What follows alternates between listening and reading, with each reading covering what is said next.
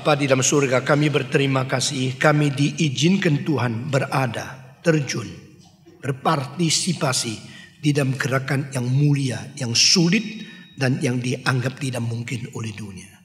Kami selangkah demi selangkah, setahap demi setahap, melihat pimpinan-Mu, melihat kemuliaan-Mu, melihat tangan-Mu bekerja di tengah kami.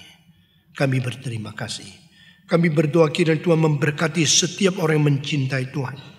Mendorong kami untuk lebih mencintai dan lebih berpartisipasi. Dengan semangat rela menyangkal diri. Dengan semangat rela mencintai Tuhan. Kami boleh belajar semua orang suci di dalam sejarah. Bagaimana mempersembahkan diri di atas mezbar. Tuhan terima kami, pakai kami. Dalam nama Yesus Kristus, penebus dan juru selamat kami yang hidup. Kami berdoa. Amin. Kita meneruskan dan kita membaca bersama-sama Keluaran pasal yang ke-20. Kitab Keluaran pasal yang ke-20. Kita membaca ayat 7, 8, 9, 10, 11.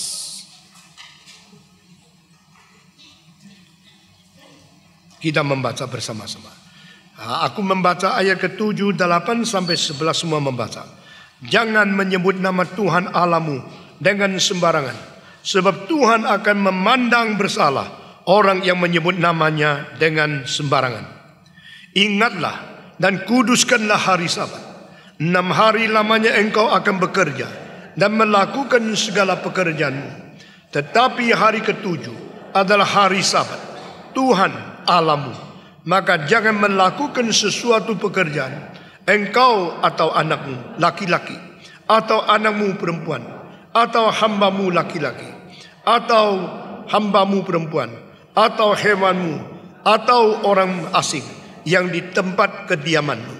Sebab 6 hari lamanya Tuhan menjadikan langit dan bumi, laut dan segala isinya, dan ia berhenti pada hari ke-7. Itulah sebabnya Tuhan memberkati hari Sabat dan pengudusannya. Mari kita berdoa sekali lagi. Tuhan berilah bijaksana kepada kami untuk mengerti firman-Mu yang tertulis di dalam kitab suci, yang tertulis dalam bahasa manusia. Beri kami semacam pengertian melampaui keterikatan bahasa dan keterikatan pengertian rasio, sehingga Roh Kudus mencerahkan hati kami dan kami boleh menikmati substansi yang lebih tinggi daripada apa yang kami baca di dalam pimpinan-Mu. Dengar doa kami Tuhan. Kami serahkan jam selanjutnya di dalam tangan Tuhan yang Maha Kuasa. Pakailah hamba-Mu yang hina ini. Urapi dia dengan kuasa. Urapi dia dengan minyak surgawi. Urapi dengan bijaksana dari atas. Sehingga apa yang dikatakan benar-benar mendidik, membentuk, menginstruksikan kami. Sehingga kami boleh berjalan di dalam perintah Tuhan dengan penuh ketaatan sebagai sesuatu tanda bahwa kami mengasihi Tuhan. Usirlah setan dan segala anasir jahat keluar dari tempat ini, bekerja di tengah-tengah kami. Dalam nama Yesus Kristus, penebus dan juru selamat kami yang hidup, kami berdoa. Amin. Saudara-saudara, hari ini kedua kali kita membicarakan tentang hukum yang keempat. Peliharalah hari Sabat. Tuhan memberikan 7 hari untuk menjadi satu sirkulasi waktu yang pendek di dalam hidup kita sehari-hari. Dan Tuhan berkata, 6 hari kau bekerja, hari yang ke-7 berhentilah kamu. Saudara-saudara, hari yang ke-7 berhenti karena Tuhan 6 hari menciptakan langit dan bumi, dan hari ke-7 dia beristirahat. Ini berkata kepada kita bahwa Tuhan kita sendiri pun dia tidak terus-menerus bekerja dan tidak ada berhentinya. Nah, sistem ini akan menjadikan masyarakat manusia di dalam keadaan bekerja dan beristirahat menjadi satu sistem yang paling sehat bagi masyarakat, bagi ketenangan daripada society, dan juga bagi kesehatan setiap orang yang dicipta oleh Tuhan. Saudara-saudara sekalian, Tuhan menciptakan 6 hari dan hari ke-7 dia berhenti. Apakah berarti Tuhan berhenti lalu tidak ada pekerjaan lagi? Di dalam perhentian itu berapa lama? Dan perhentian itu sampai kapan mulai lagi kerja lagi dia? Saudara-saudara, secara penciptaan Allah berhenti sampai sekarang, tidak ada ciptaan baru lagi. Allah membiarkan yang dicipta mempunyai sesuatu kekuatan untuk memperkembangkan diri di bawah pengawasan dia. Tetapi tidak berarti Allah sesudah itu tidak ada pekerjaan sama sekali. Sehingga perhentian ini mempunyai arti selain tidak bekerja, adalah satu istirahat dan kenikmatan yang memuaskan hati luar biasa.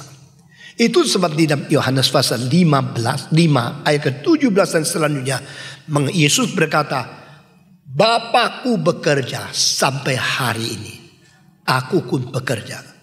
Nah, berarti perhentian penciptaan tidak berarti dia pasif dan tidak ada kerja apa-apa. Karena sampai hari ini tidak berhenti bekerja.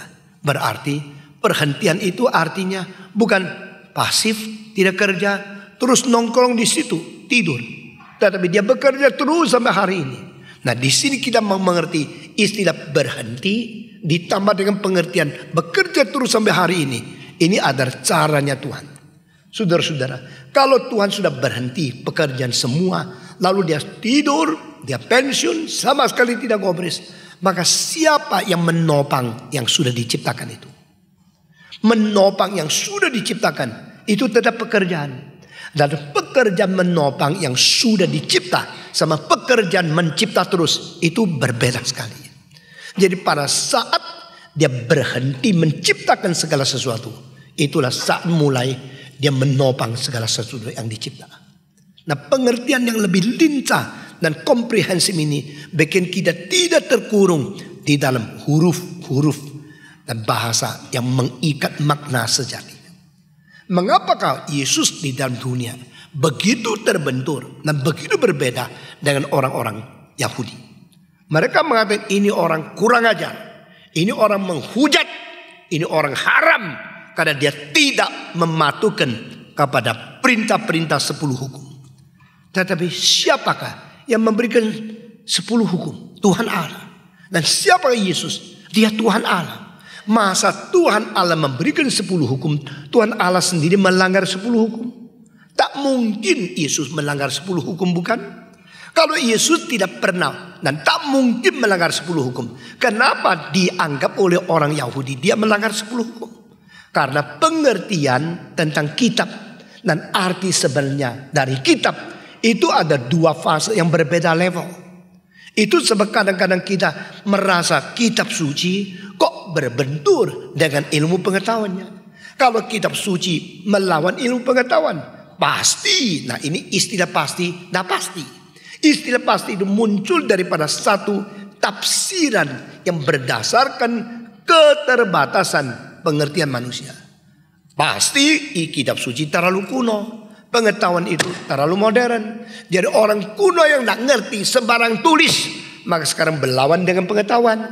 Nah, waktu saya sebelum umur 17, saya pegang teori ini dan saya mau meninggalkan gereja. Waktu itu saya sudah diracuni oleh komunisme, oleh saintifisme, oleh logical positivisme, oleh itu evolusi, oleh dialektika materialisme, oleh ateisme. Jadi anak umur 17, zaman saya masih 51 tahun yang lalu, banyak orang cuma tahunya mainan. Tapi saya mulai memikirkan, iman Kristen itu ada kebenaran atau ilmu yang ada kebenaran? Kalau ilmu yang ada kebenaran, saya tidak lagi ke gereja.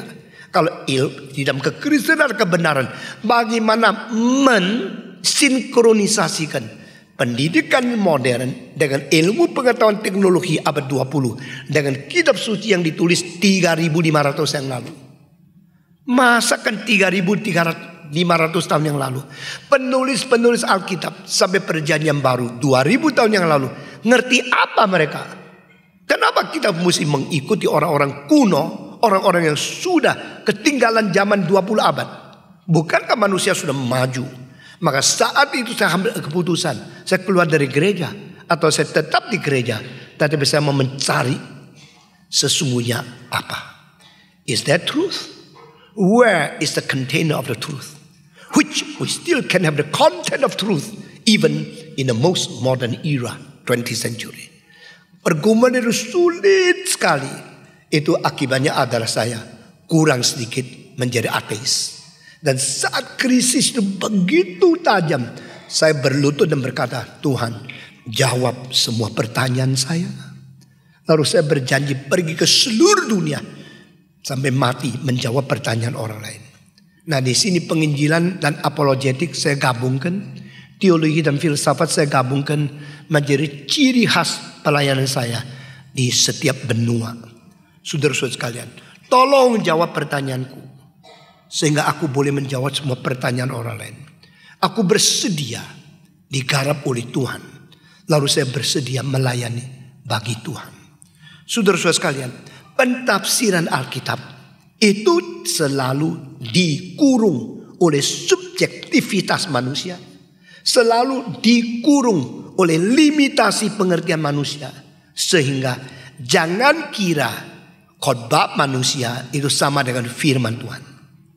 Saya mengkhotbahkan firman Tuhan. Tapi di dalam khotbah saya pasti ada kekurangan. Karena saya itu hanya manusia. Karena saya hanya manusia. Saudara harus meninggalkan saya. Jika yang engkau nemukan kitab suci lebih sempurna dari saya cuma orang limitasi.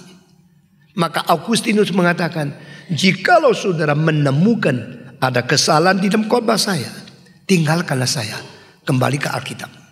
Tapi sekarang ada satu gerakan yang mengatakan, tidak usah kitab suci. Dengar saya, ini firman Tuhan. Allah berkata kepadaku. Dia memalsukan otoritas seperti dia rasul. Padahal firman Tuhan bagi rasul dan nabi sudah berhenti. Dan setiap khotbah itu hanya tafsiran saja. Tafsiran sama firman asli tidak bisa sama. Kita harus rendah hati. Kita harus sadar kita hanya manusia yang terbatas. Manusia dicipta, manusia terbatas, dan manusia terpolusi.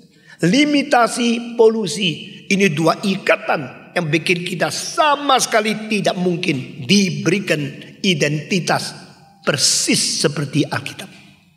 Tetapi Alkitab itu baru bagaimana dimengerti. Itu perlu sesuatu bijaksana yang luar biasa. Bukan hanya ikut letter luck saja. Saya tadi mengatakan, Tuhan 6 hari mencipta. Dan hari 7 dia berhenti. Kalau Tuhan sudah berhenti sama sekali tidak pekerjaan. Lalu siapa yang menopang, maintain, support, sponsor untuk terus menopang ciptaan ini? Adakah Allah lain yang mengerja? Aku sudah selesai, sekarang manajer, you yang nopang. Tidak ada. Karena semua yang dicipta itu tidak mempunyai kekuatan menopang. Kecuali Tuhan sendiri menopang. Kalau Tuhan sudah berhenti cipta, kalau Tuhan tidak menopang karena dia berhenti bekerja, lalu dunia ini langsung hancur pada satu detik. Karena tidak ada orang yang maintain. Jadi maintain itu juga harus dari Tuhan. Kalau maintain itu harus dari Tuhan, berarti Tuhan tidak boleh berhenti kerja. Setelah berhenti bekerja, mencipta, mulai bekerja menopang.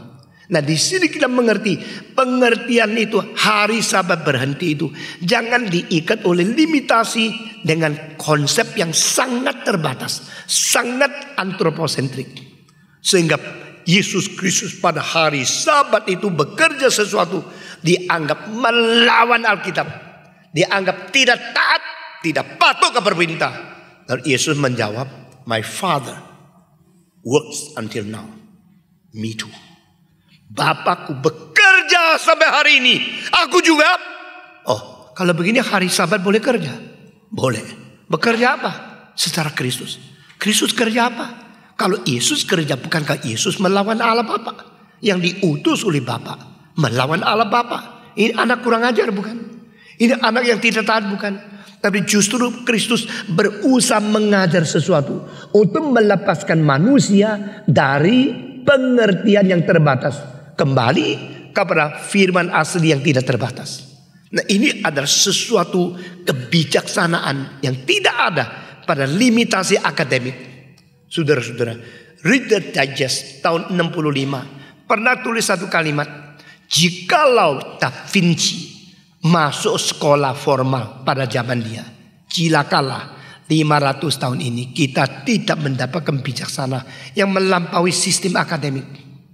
Banyak orang itu sudah belajar tinggi, mereka mengagum-kagumi akademik.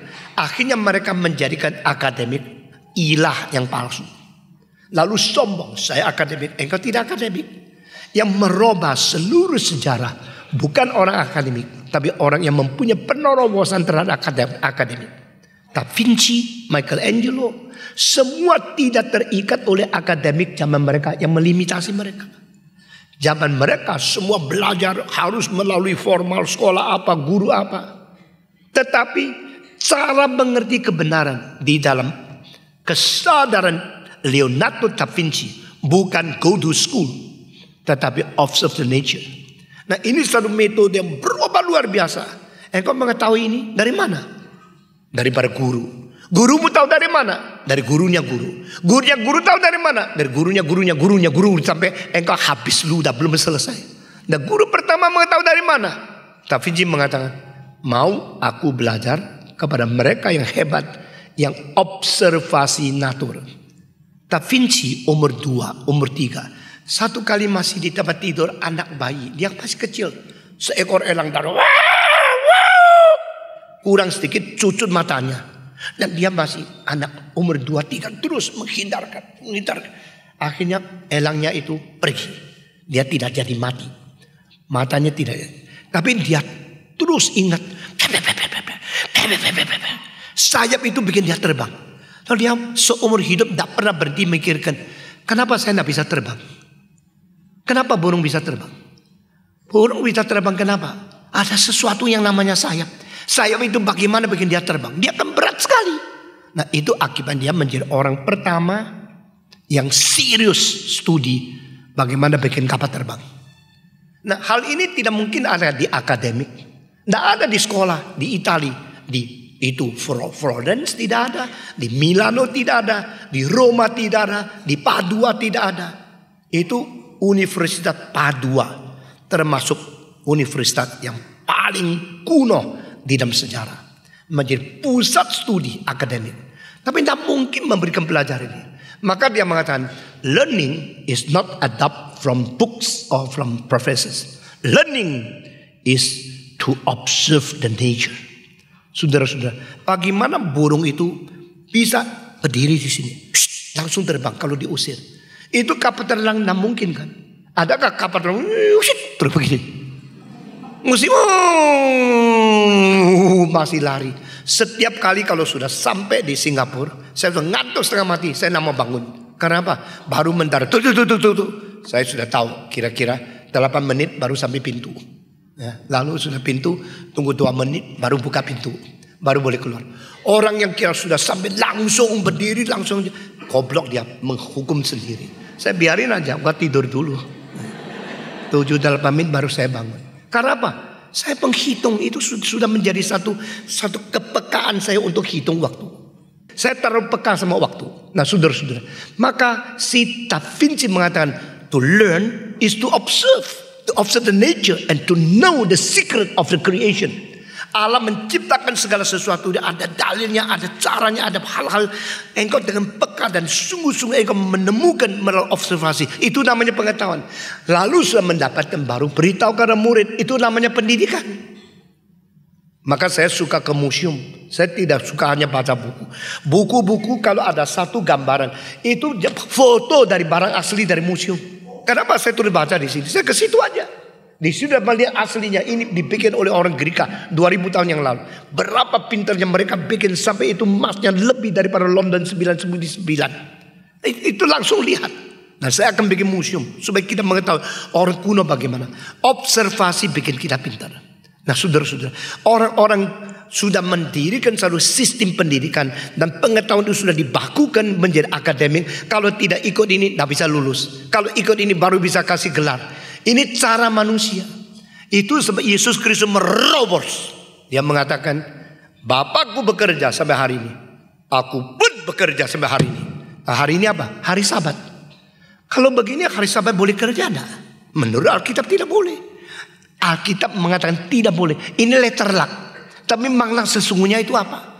Maka mengerti 10 hukum, jangan mengerti secara hurufiah.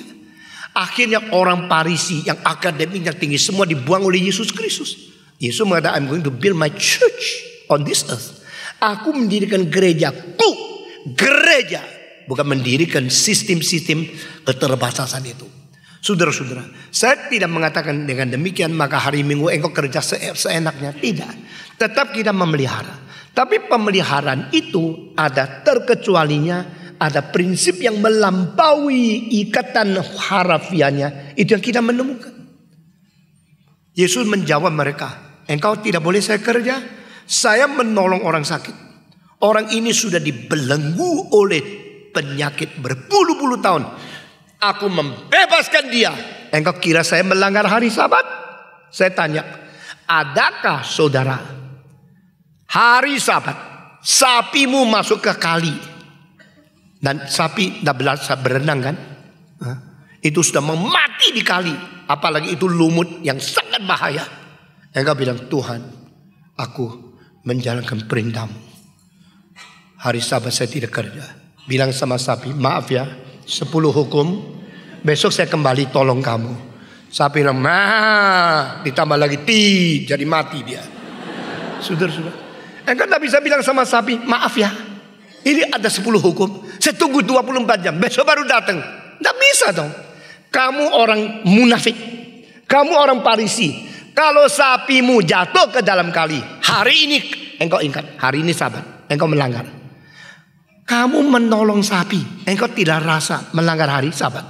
Saya menolong anak keturunan Adam. Yang dicipta menurut peta teladan Allah. Yang terbelenggu oleh dosa dan terbelenggu oleh penyakit berpuluh-puluh tahun. Engkau kira saya melanggar.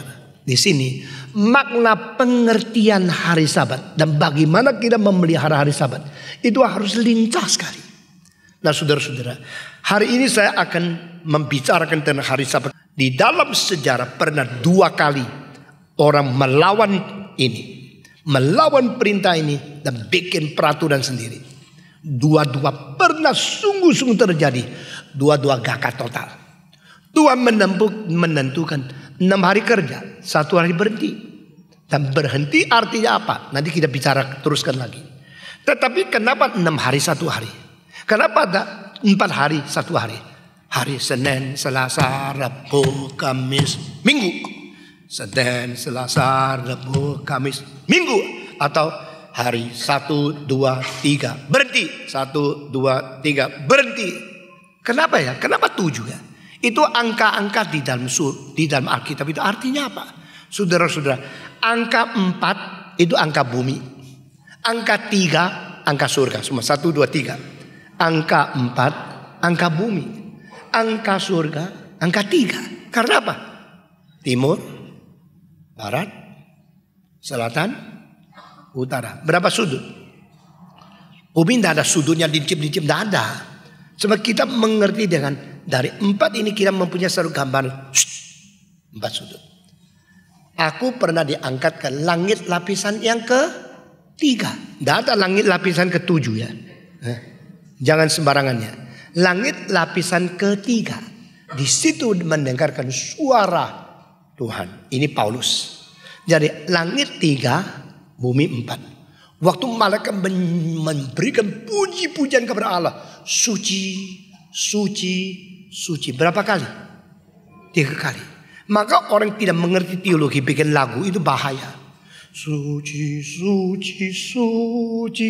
Bukan suci, suci, suci, suci, suci. Bukan begitu kan? Kenapa berhenti pada 3? Itu teologi. Ini sekarang banyak orang Indonesia maunya menyanyi, suruh orang nyanyi lagu dia. Siapa kamu? Alkitab tidak ngerti, musik tidak ngerti, teologi tidak ngerti. Suka nonjol diri, mau jadi pemimpin. Tapi tidak becus, suruh orang ikut kamu ya. Suci, suci, suaranya kemana? Ke atas kan?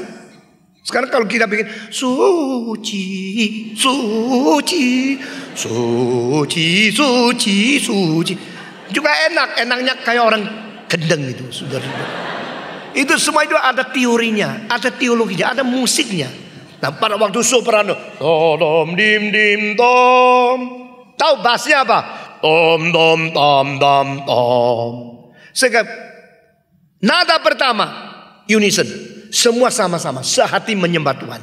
Tapi nada terakhir, hatinya sudah menyembah ke surga tempat paling tinggi melalui 3 lapisan. Tapi jiwanya sudah merendahkan diri sampai serendah-rendahnya. Sehingga setelah 3 kali suci, kita mengaku Allah di surga, kita di dunia. He's in heaven, we are on earth. He's sitting on the highest throne. We are kneeling down before him. Itu namanya teologi dan musik. Musik yang indah namun pakai yang tak karu-karuan, yang pikiran tak karu-karuan. Lalu pikir engkau lebih dekat sama Tuhan. Tak ada itu. Kita harus belajar baik-baik.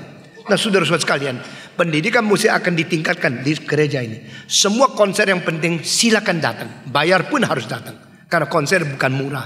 Kita ini 3 hari konser sini dan pakai lebih 1 miliar. Untuk apa? Untuk mendidik kamu. Kita sama-sama belajar yang penting. Nah, saudara-saudara. Nah, kita kembali ke dalam ayat-ayat ini. Engkau memelihara. Itu kenapa 7 hari? Karena 7 adalah 4 kali 4 tambah apa? 3. 4 tambah 3 berarti apa? Sinkronisasi antara Tuhan dan manusia. Yang mencipta sama yang dicipta bersatu. Itu namanya 7. Maka kenapa kerja 6 hari? Tapi berhenti pada hari ke-7. Hari ke-7 pertemuan Tuhan sama manusia. 3 tambah 4 itu jadi 7. 7 dikali 7 4 9. Tapi 3 kali 4 itu 12. 12 kali 12 itu 144. 144 kali 1000, 144.000. Jadi angka 1, angka 2, angka 3, angka 7, angka 8, angka 12, angka 144 dan angka 144.000. Ini semua angka yang penting di dalam Alkitab. Ya, dengan begini pengaturan Tuhan adalah hari ke-7 manusia sama Tuhan bertemu. Karena 3 tambah 4 itu hari ke-7. Lalu orang bilang enggak mau ini omong kosong, ini orang Yahudi. Maka pernah terjadi pada abad ke-18 1 minggu diganti menjadi 5 hari, bukan 7 hari. Oleh siapa? Oleh revolusi Prancis. Revolusi Prancis ada pemberontakan terhadap Tuhan yang paling kurang ajar. Sekarang banyak orang kira revolusi Prancis menjadi induk daripada demokrasi seluruh dunia. Waktu Mrs. Thatcher mengikuti karena satu relasi internasional. Ulang tahun ke-200 daripada peringatan revolusi Prancis. Dia dari London pergi ke Paris. Tiongkok tidak diundang. Karena persis tahun itu 1789 itu revolusi Prancis. 200 kemudian adalah 1989. 1989 terjadi apa di Beijing? Crackdown dari Tiananmen Square. Ribuan orang digilas dengan apa itu? Mortar tank. Sekarang anak muda di Beijing sudah lupa. Dia bilang itu karena pemberontak perlu matikan. Mereka sudah diracuni oleh komunis. Maka waktu itu Tiongkok dibenci oleh semua negara barat. Dan negara barat tidak undang mereka ikut akan revolusi Prancis. Setelah Thatcher mengikuti itu revolusi peringatan 200 tahun dari Prancis. Dia ditanya, bagaimana kesanmu tentang peringatan 200 tahun? By centennial commemoration of the French Revolution. Dia mengatakan, ya yang disebut Prancis revolusi hanya satu gejala pemberontakan masyarakat dan merajalelanya orang yang biadab untuk membalas dendam semua yang mereka benci dan bikin kekacauan dan pendarahan seluruh daerah Paris. Itu namanya revolusi Prancis.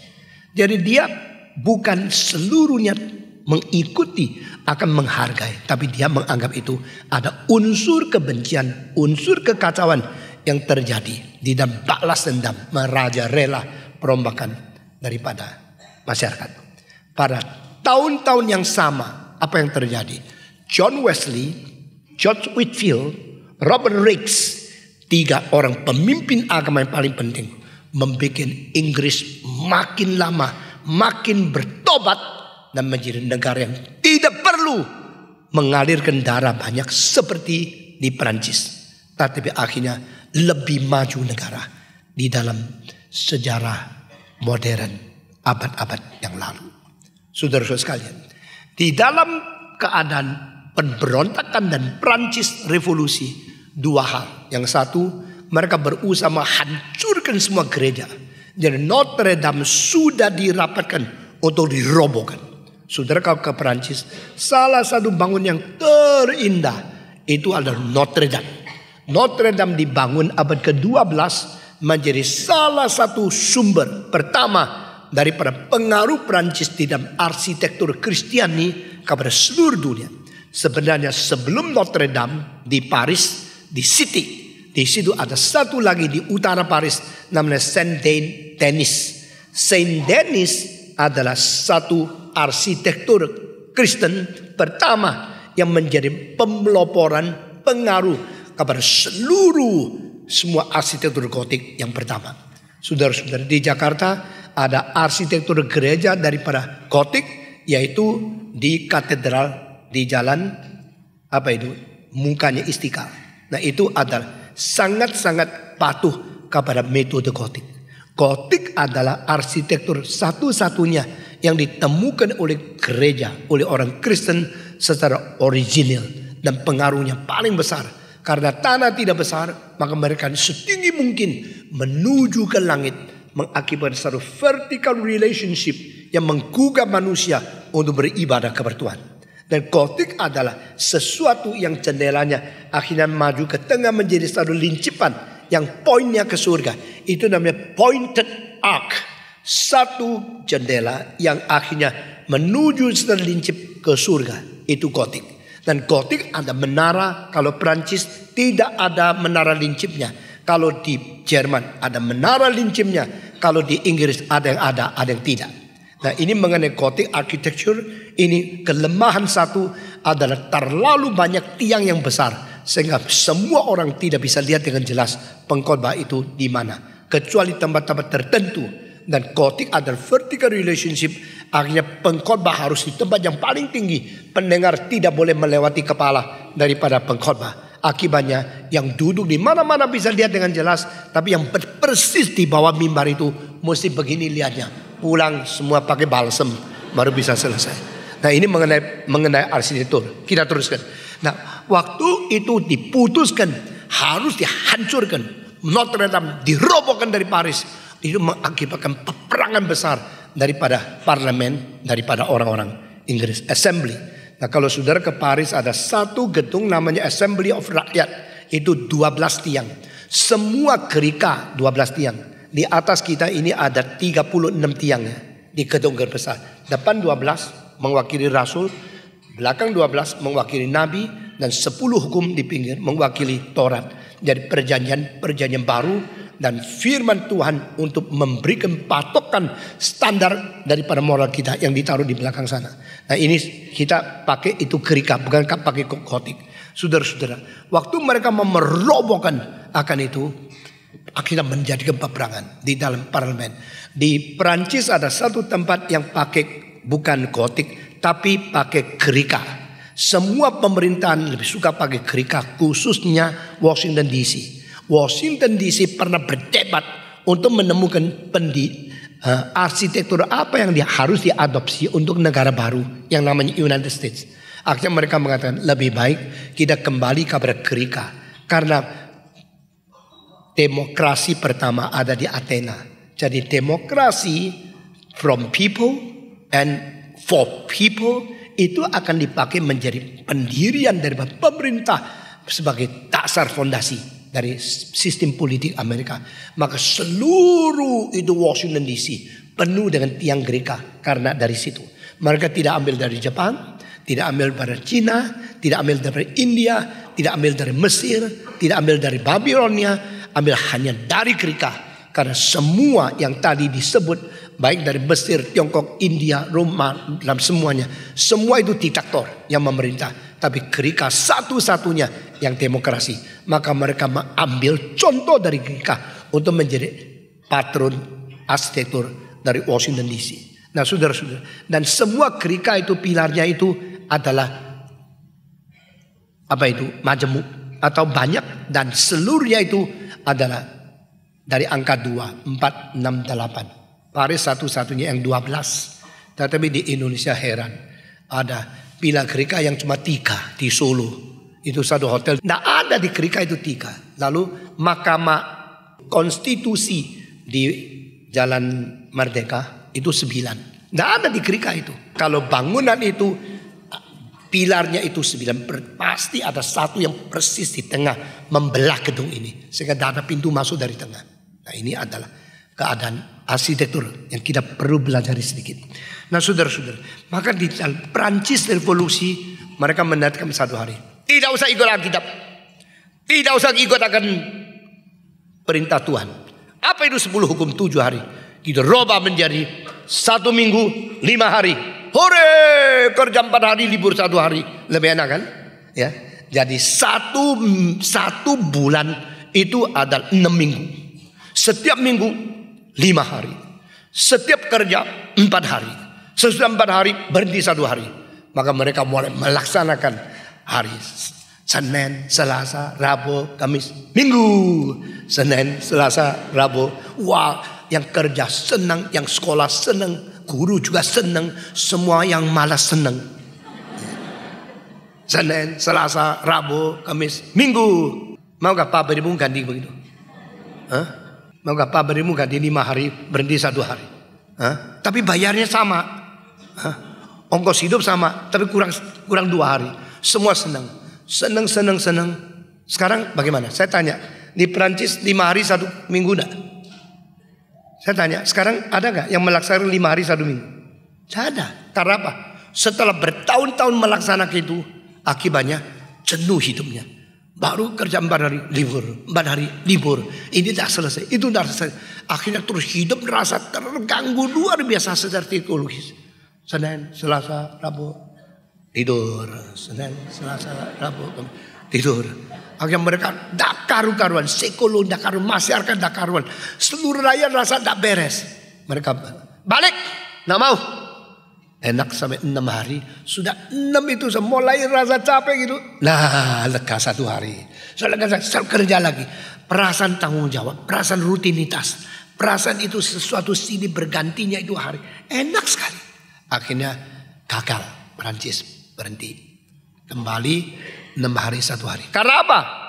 Karena yang mencipta manusia mengetahui timetable yang diparuh di dalam manusia. Pertama, abad ke-20 tahun 1930-an. 10 tahun sesudah Lenin meninggal dunia, Stalin merajalela. Stalin adalah salah satu diktator yang paling kejam sepanjang manusia sejarah. Dan disusul oleh seorang yang lebih hebat daripada dia, lebih diktator dari dia, namanya Mao Zedong. Selama tahun 25 sampai tahun 61 di bawah pemerintahan Stalin yang dibunuh paling sedikit 29 juta. Selama tahun kira-kira 30-an sampai tahun 61 yang dibunuh di bawah Mao Zedong 35 juta. Ini 2 angka bukan dari saya.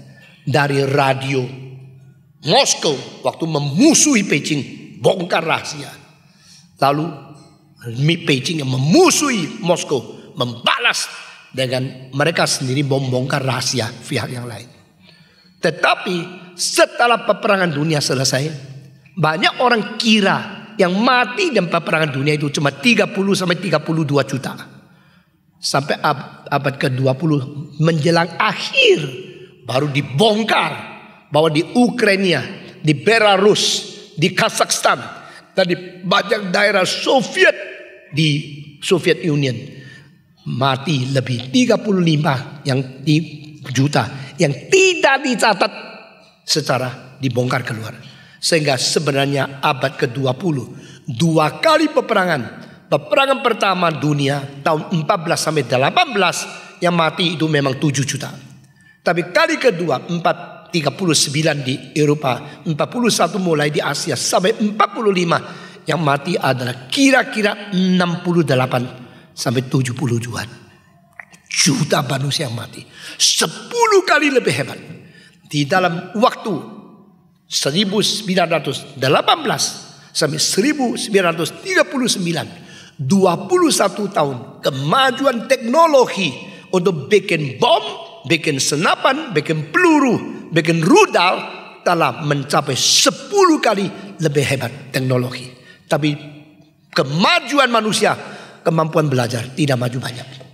Saudara-saudara, dan tahun kira-kira 10 tahun setelah Lenin mati, maka Moskow dikuasai oleh Stalin. Dan Stalin yang mengatakan, demi meningkat produksi Soviet, kita tidak usah ikut Alkitab. Kenapa 7 hari? Kenapa kerja 6 hari baru berhenti 1 hari? Mitos ala orang Yahudi, kerja 6 hari berhenti 1 hari. Ini merugikan masyarakat di komunis. Maka dia mengatakan, saya perintahkan 9 hari kerja, 1 hari minggu. 9 hari kerja, 1 hari berhenti. Komunis pusat Politburo mengadopsi ini, disebarkan ke seluruh Uni Soviet. Jadi daripada timur Bering Sea sampai Ural sampai ke batas daripada Polandia, laksanakan kerja 9 hari, berhenti 1 hari. 1 minggu diperpanjang dari 6 hari, berhenti 1 kali, menjadi kerja 9 hari 1 kali. Mereka melaksanakan. Puji kepada, syukur kepada komunis, memberikan bijaksana kepada kita. Kita meningkatkan produksi. Tapi beberapa tahun kemudian diselidiki, produksinya turun. Dan kualitas produksi tidak karu-karuan. Karena apa? Orang itu melawan Tuhan tidak bisa. Mereka kerja 1 hari, 2 hari, 3 hari, 4 hari. Kapan ngasuhnya? 5 hari, 6 hari, hari ke-7 kerja, ke-8, hari 6, 7, 8, 9. Kerjanya ngawur. Dan mutunya jelek. Lalu capek, sembarangan pasang skorup, sembarang kerja. Aduh, hari ke-6 belum selesai, 7, hari ke-8, hari ke-9. Aduh, sudah 9 hari, tidur 1 hari belum selesai, kerja lagi. Mutu tidak karu-karuan. Sesudah itu mereka bilang, wah cilaka, tidak bisa. Kembali ke mana? Kembali ke kerja 6 hari, berhenti 1 hari. Akhirnya di dunia tidak ada negara yang berani merubah lagi. Karena apa? Perintah Tuhan. Saudara jangan kira Tuhan tidak kerja di dunia ini. Di mana Tuhan saya tidak lihat. Tuhan sedang menguasai seluruh umat manusia. Ini dalil yang tidak boleh dirubah. Kerja 6 hari, berhenti 1 hari. Saudara-saudara, negara-negara yang menjalankan ini diberkati oleh Tuhan.